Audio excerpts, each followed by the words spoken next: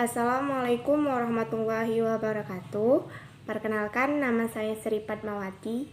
Di sini saya akan menjelaskan secara singkat tentang materi urgensitas qaid fikih dalam istinbat hukum.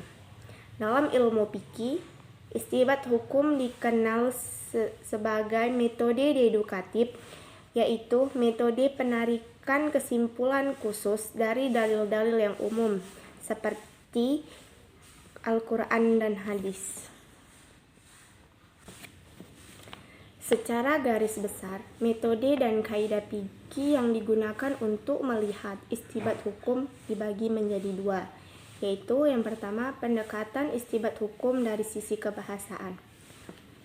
Para ulama usul fikih meneliti suatu dalil dari pengertian lafaz atau ayat serta pembahasan dan melebar pada kajian lafaz dengan melihat dari berbagai sisi.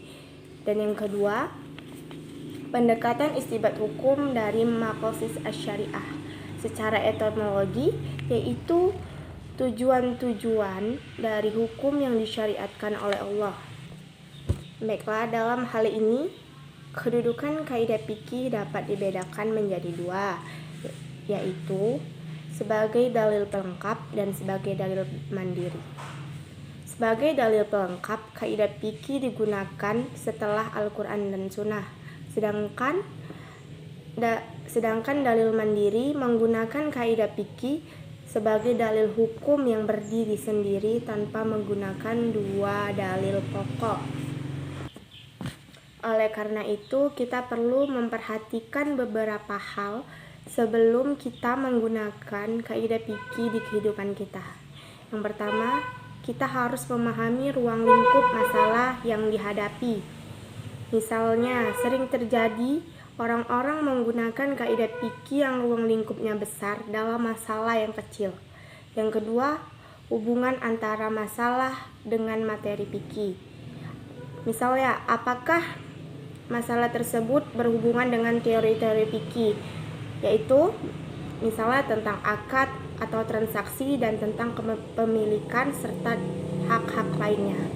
Yang ketiga, kesesuaian antara satu kaidah dengan kaidah lainnya.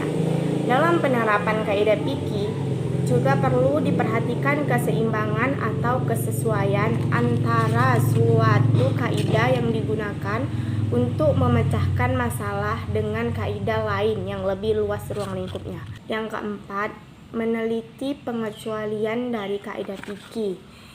Dalam menerapkan kaidah fikih harus memperhatikan masalah-masalah atau furu' dan materi-materi fikih yang ada di luar kaidah fikih yang digunakan. Baiklah, itu saja yang dapat saya jelaskan. Lebih dan kurangnya saya mohon maaf. Kepada Allah saya mohon ampun. Wabillahi taufik wal hidayah. Wassalamualaikum warahmatullahi wabarakatuh.